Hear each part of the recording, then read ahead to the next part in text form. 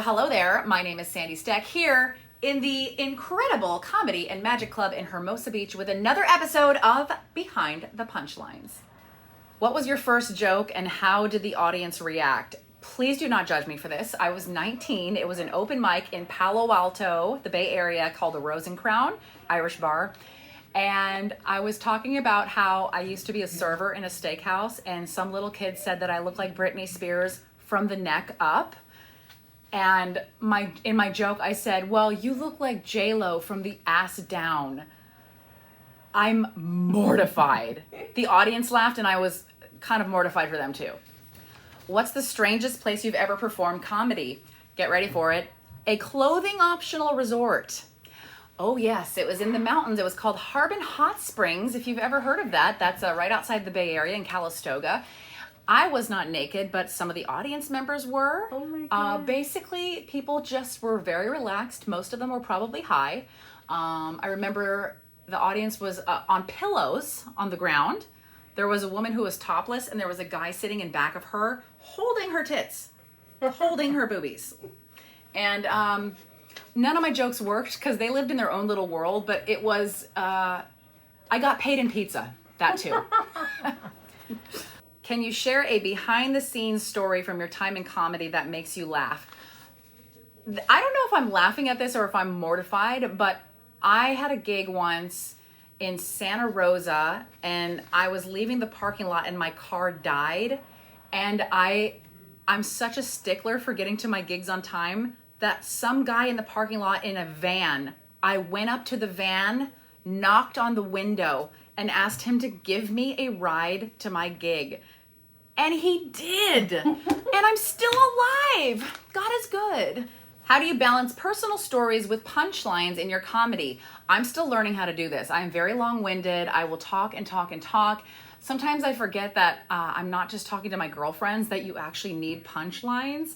You have to sometimes write it out and trim the fat. The fat is all the extra words that just take up space in your story, that if you took it out, the audience wouldn't know any better. They just want you to, what's the joke? Where are we leading? Are you going to give them a dramatic lead up? Are you going to do a callback? It actually takes work, and I've been so lazy. What's your secret talent that not many people know about? I don't think I can do this anymore, but your girl used to be a bowler. What? Yes, wait for it. 15 years old, Mission Lanes in Milpitas, California, now is a Bolero.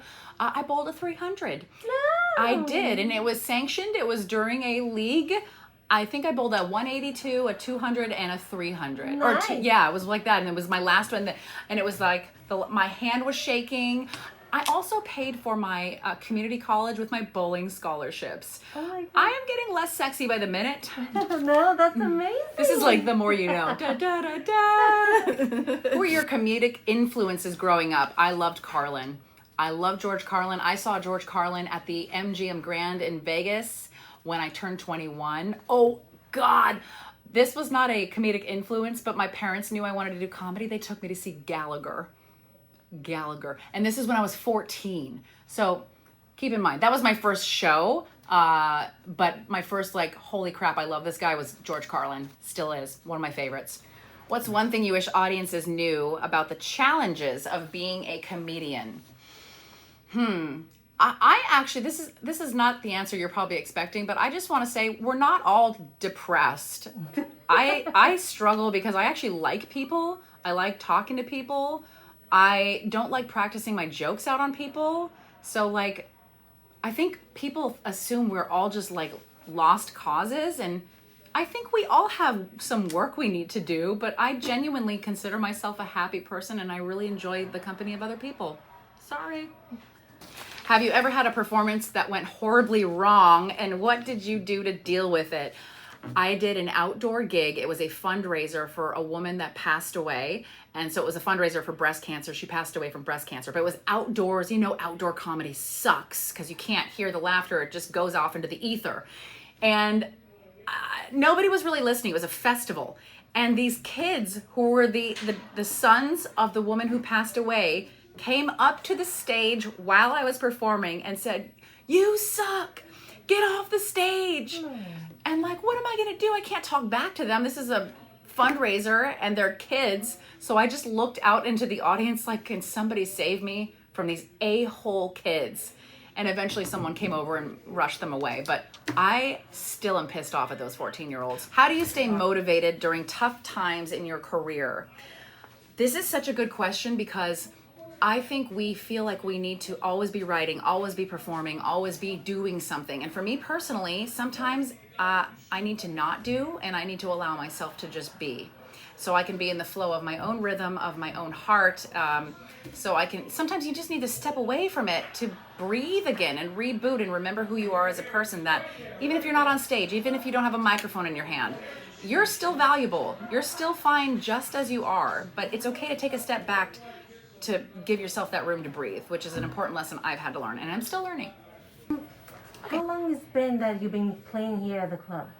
I just moved to Los Angeles 2 years ago, so I'm very grateful I am here. It's probably the best room there is. The staff is incredible.